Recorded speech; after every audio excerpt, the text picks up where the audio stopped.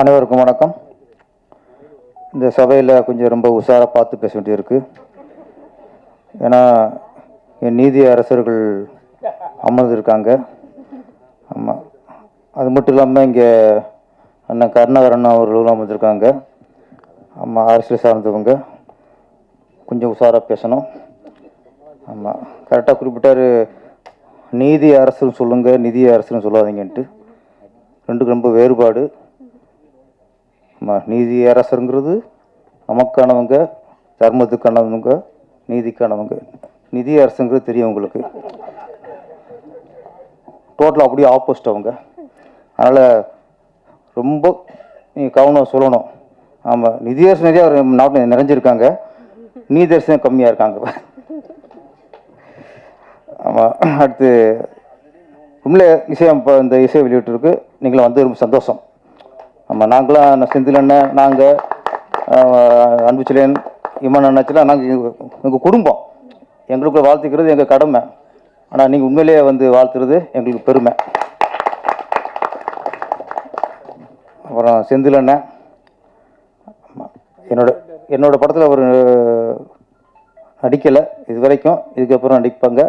ஆனாலும் எதிரும் புதிரும் படத்தில் அந்த காமெடி ட்ராக் நம்ம எழுதுனது. ஆமாம், அதில் கவுண்டமணி அண்ணனும் செந்தில் அண்ணனும் நடிச்சிருக்காங்க. என்னோடய காமெடி ட்ராக்கு நடித்தது அப்போயே நான் வெற்றி நினச்சிட்டேன். நம்ம ஒரு காமெடி ட்ராக்கு நம்மளோட வசனத்தை கவுண்டமணி அண்ணனும் செந்திலும் பேசிட்டாங்களே, அப்போயே எனக்கு ஒரு நிறைவு. அப்புறம் தான் திருப்பாச்சி, சிவகாசிலாம். இந்த படத்தோட தயாரிப்பாளர் ரதிதேவி அவர்கள் ஒன்று சொன்னாங்க பேசும்போது, எனக்கு சினிமா ரொம்ப பிடிக்கும், இதற்காக எத்தனை முறை வேண்டாலும் நான் தோற்று கொண்டே இருப்பேன். நாங்கள் நீங்கள் ஜெயிச்சு கொண்டே இருக்கணும். நீங்கள் முதல்ல வாழ்க்கையில் ஜெயிச்சிட்டிங்க. ஏன்னா என்றைக்கு நீங்கள் மாமியாரை கூட்டு வந்து மேடையில் ஏற்றி சால்வை போத்துட்டீங்களோ அன்றைக்கி நீங்கள் வாழ்க்கையில் ஜெயிச்சிட்டிங்க. இந்த மாதிரி நிகழ்ச்சிக்கு மாமியாரை கூப்பிட்றதே ஒரு விஷயம். அதில் மேடையில் ஏற்றி சால்வை போற்றி அப்புறம் நீ சரியான ஒரு வீரப்பெண்னு சொல்லலாம், ஆளுமைன்னு சொல்லலாம், இது மிகப்பெரிய வெற்றியும் சொல்லலாம். அதனால் கண்டிப்பாக நீங்கள் வாழ்க்கையிலே இந்த அளவுக்கு ஒரு சிங்கப்பெண்ணு சொல்லலாம், என்னோட சொல்லலாம் உங்களை. அப்படி இருக்கும்போது கண்டிப்பாக நீங்கள் சினிமாவில் வெற்றி அடைஞ்சிருவீங்க. ஹீரோ ரொம்ப ஃபீல் பண்ணார். கதாநாயகி பாவம், அவரும் பில்டப் பண்ணியிருக்காரு. ஆனால் பகவதி பாலா வந்து ஒரு விவரமான இயக்குனர்.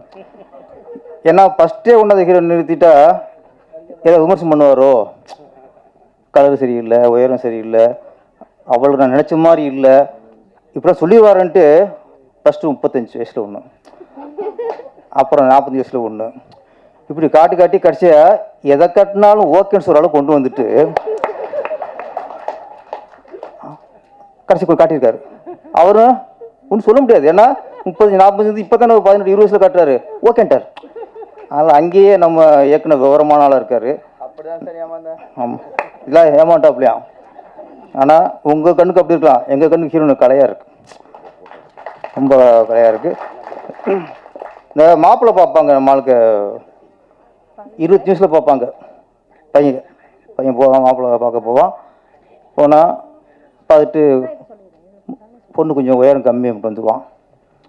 அப்புறம் 22 வயசில் போய் பொண்ணு பார்ப்பான், அந்தளவுக்கு கலர் இல்லை அப்படின்னு வந்துடுவான். அப்புறம் 30 வயசில் காட்டுவாங்க, இப்போ பார்ப்பான், இல்லை ரொம்ப கொஞ்சம் குண்டாக இருக்குது அப்படின்னு வந்துடுவான். இப்படியே போயிட்டுருக்கோம். 30 வயசுக்கு மேலே இவனை பொண்ணு வாக்கு கூப்பிட மாட்டாங்க. ஏன்னா மாப்பிள்ளை வயசு 35 கூப்பிட மாட்டாங்க. அதுக்கப்புறம் ஏதோ ஒரு பொண்ணை பார்க்கும்போது அப்போ என்ன மனநிலை வரும்னா, ஏதோ பொண்ணு கிடைச்சா போதும் அப்படி நிலம் வரும்போது 36, 30 வயசு உட்காருவார், பொண்ணு வரும், அது வரும்போது ஓகேன்றாப்ல. அது மாதிரி 38 வயசில் பொண்ணு பார்த்த கதை தான் நம்ம தில் நட்ராஜ் கதை. இன்னும் அது கொஞ்சம் அந்த ரொம்ப பாதிப்பில் இருக்கார். இந்த படத்துக்கு வெற்றிக்கு அப்புறம் தான் ஓஹோ அப்படின்ட்டு. அவருக்கு அது கூட பிரச்சனை இல்லை, கிளைமாக்ஸில் நம்மளை வந்து பொண்ணு காப்பாற்றிடுச்சு. உலகத்தை காப்பாற்றுற பொண்ணுதாயா, நம்மளை 10 மாதம் சுமந்து பெற்று உலகத்தை கொண்டு வந்ததே பொண்ணு தான். பொண்ணை விட ஒரு ஒரு ஆணை நேசிக்க முடியாது. மனைவி விட அக்கறை வந்து வேறு எந்த பொண்ணுக்கு இருக்காது. அக்கா தங்கச்சி மாதிரி பாசம் வேறு எங்கேயுமே இருக்காது. எல்லாத்துலேயும் பெண்கள் தான். அதனால் பெண்கள் காப்பாற்றுனா அது இங்கே பாக்கியமாக நினைங்க முதல்ல. அப்புறம் இந்த படம் மச்சினிச்சு வச்சுக்கலாமா? மச்சினிச்சுன்னா கட்டிக்க வேண்டியானே, அதனை வச்சுக்கிறிய. தமிழ்நாட்டு நிறையா பேருக்கு இது வச்சுக்கிறதுல தான் போதை. கட்டிக்கிறது ஒன்று, இப்போ வச்சுக்கிறது ஒன்று. அது மாதிரி யார் கவிஞர் அது? அதான் டைரக்டர் வேலை பண்ணுவாங்க. அவர் ஹீரோயினே ஒரு ஹீரோ. மச்சினிச்சு கூப்பிட்டு தப்பே இல்லை. வச்சுக்க வேணான்னு அர்த்தம். கட்டிக்கிட்டு வச்சுக்குங்க. ஓகே. அப்புறம் இந்த படத்தில் அப்புறம்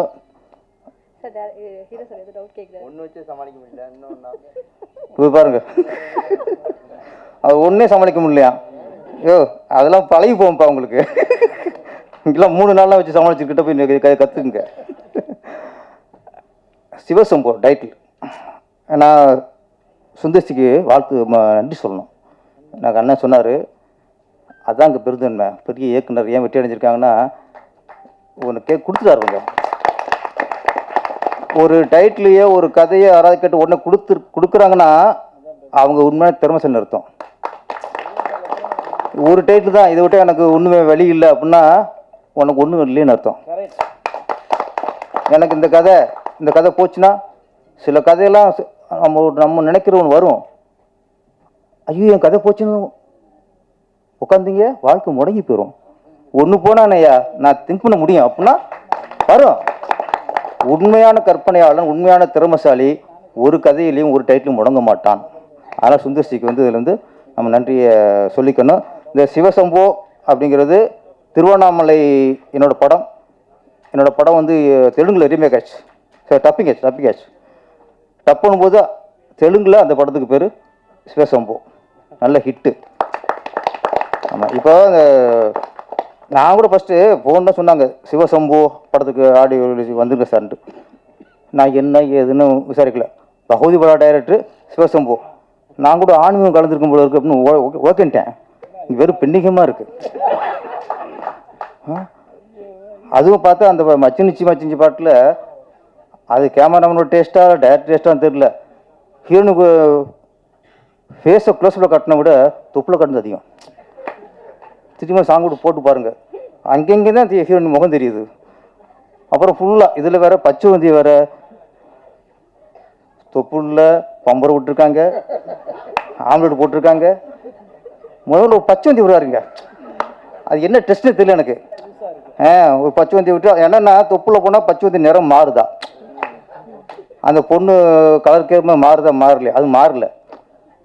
அது வந்து மரத்தில் மாறும், வயிற்று எப்படி மாறும்? அது தன் மறந்துருக்கும், தன் குணத்தையே மறந்துருக்கும்.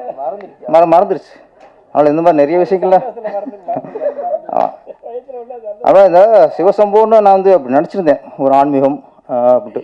இப்போலாம் அப்படி கதை டைட்டில் வைக்கிறதே கொஞ்சம் சிக்கலாக இருக்குது. இப்போ சிவசம்போ, ஓம் சக்தி, முருகா இப்படிலாம் வச்சுங்களே, டைரக்டர் சங்கியோன்றாங்க, சாமி பேர் ஆயிக்கிறானுங்க. இப்போ அப்படி ஆகிப்போச்சு இப்போ உலகத்தில். இப்போல்லாம் இப்போ சூப்பர் ஸ்டார் ரஜினிகாந்த் வந்து அப்போ எடுத்துட்டாரு அண்ணாமலைன்ட்டு. இப்போ எடுக்க முடியுமா? அண்ணாமலை பேர் வைக்க முடியுமா? ஓ, அண்ணாமலை பேர் வச்சுருக்காரு, ஓ இவர் அந்த கட்சியோ ஒரு சங்கியோ அப்படின்வாங்க. இதுக்கப்புறம் அண்ணாமலை பேர் வைக்க முடியாது. திருவண்ணாமலை வைக்கிறது டவுட்டு தான் நம்மளுக்கு. அனிமே அந்தளவுக்கு இன்னொரு அண்ணாமலை மேலே வந்துட்டாரா, அது எப்படி சிக்கலாக போச்சு. இப்போ இந்த சிவசம்பு, அண்ணாமலை, அருணாச்சலம், படையப்பா இதெல்லாம் நம்ம கொஞ்சம் கஷ்டம்தான். அதனால் சிவசம்பு பேர் வச்சாலும் நம்ம வந்து ஆன்மீகம் நினைச்சோம், இருந்தாலும் நல்ல விஷயம். டேரக்டர் சொல்லியிருக்காரு, பெண்கள் நம்ம நினச்சிக்கிட்டோம் பெண்கள் வந்து இன்னைக்கு விடுதலை அடைச்சிருச்சு, பெண்கள் வந்து இன்னைக்கு ஆணுக்கு நிகராக வந்துட்டாங்க அப்படின்னு நம்ம நினச்சிக்கிட்டு இருக்கோம். இந்தியா சுதந்திரம் அடைச்சிருச்சு, இந்தியா ஒரு சுதந்திர நாடு என்பது எவ்வளோ ஒரு பொய்யோ. சுதந்திரம் அடைச்சிருச்சு, சுதந்திரம் கொடுத்துட்டான், நாம சுதந்திரமாக இருக்குமா? அதே மாதிரி பெண்கள் விடுதலை அப்படிதான். பெண்கள் விடுதலை நம்மளும் சொல்லிக்க வேண்டியதான், அவங்களுக்கு விடுதலை இல்லை. அன்னைக்கு காந்தியடிகள் சொன்னார், சுதந்திரம் அடைஞ்சதுக்கப்புறம் காந்தியடிகள் என்ன சொன்னார், என்னைக்கு இரவு 12 மணிக்கு பெண்ணு நகையெல்லாம் போட்டுட்டு தனியாக போகிறாங்களோ, தனியாக போய் அவங்களுக்கு எந்த பாதிப்பு இல்லையோ அன்னைக்கு தான் நம்ம நாடு உண்மையாக சுதந்திரம் அடைச்சிருந்தார். இன்னைக்கு நைட்டு ஒரு பொண்ணு நகையெல்லாம் போட்டு தனியாக போச்சுன்னா நகையும் போச்சு, கற்பும் போச்சு. அன்னைக்கே நகை தான் போயிடுச்சு, இன்னைக்கு கற்பும் போயிடும். ஆனால் இன்னைக்கு நம்ம சொல்லிக்கிருக்கோம், பெண்கள் பெண்கள் தூக்கி கொண்டாடிக்கிறோம். இன்னைக்கு நாகரிகம் பெருக பெருக படிப்பு அறிவுலாம் கூட கூட அன்னைக்கு இருந்ததை விட இன்னைக்கு பெண்கள் நிலைமை மோசமாக இருக்குது. அதை நம்ம ஒத்துக்கணும். அந்த விஷயத்தை தான் நம்ம இயக்குனர் பகவதி பாலா கூடியிருக்கிறாரு. இந்த பாட்டு ஒன்று வந்துச்சு, புரட்சி பெண்ணே புதுமை பெண்ணுன்ட்டு. கவிஞர் நல்ல வரிகள் சூப்பராக இருந்தாங்க. ஆமாம் மேடம், உங்கள் பேர் கவிதா கவிதா குப்புசாமி. ஒரு வரிகள் அப்படியே பெண்ணினத்துக்காக எழுதப்பட்ட ஒரு வரி ரொம்ப நல்லா இருந்துச்சுமா.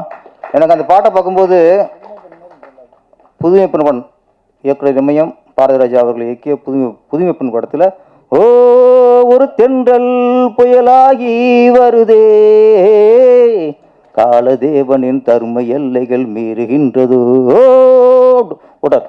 அந்த எஃபெக்ட் நல்லா இருந்துச்சு. அதே மாதிரி அந்த பொண்ணு க்ளோஸ்அப், நிறைய க்ளோஸ்அப் யூஸ் பண்ணி இந்த மச்சிரு க்ளோஸ்அப் போடல, அதை இங்கே ஈக்குவல் பண்ணிட்டார். இங்கே க்ளோஸ்அப் தான் எல்லாங்களும் இந்த முறைக்கு. இந்த பொண்ணு ரெஜினாவுக்கு வாழ்த்துக்கள்.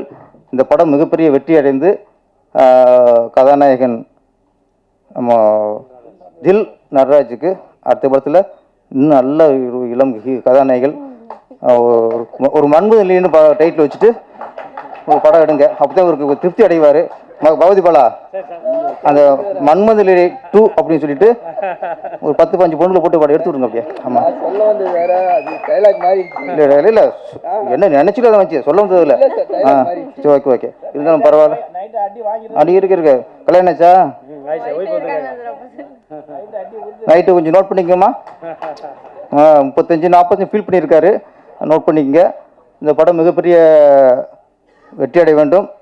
பகவதி பாலா 16 பெற்று பெருவாழ் வாழ்வுனாங்கல்ல, இது வரைக்கும் 16 படம் பண்ணிட்டாரு. இன்னும் நிறைய படங்களை பெற்று டைரக்டர் ராமானந்த சாருடைய பேர் அடிக்கடி இங்கே அடிபட்டுறது. அவர் என்னோட குருநாதர். ஆமாம் அண்ணா, உங்களை அவர் என்ன கூட சொன்னதில்லை, டைரக்டர் ராமநாதன் மாதிரி சொன்னதில்லை, ஆனால் உங்களை சொல்கிறாங்க. அதுக்கு நான் பெருமைப்படுறேன். இன்றைக்கி என்னோடய குருநாதர் பேர் இன்றைக்கி ஒழிச்சிக்கிட்டு இருக்கு, அதுக்கு நான் பெருமைப்படுறேன். அனைவருக்கும் நன்றி, வணக்கம்.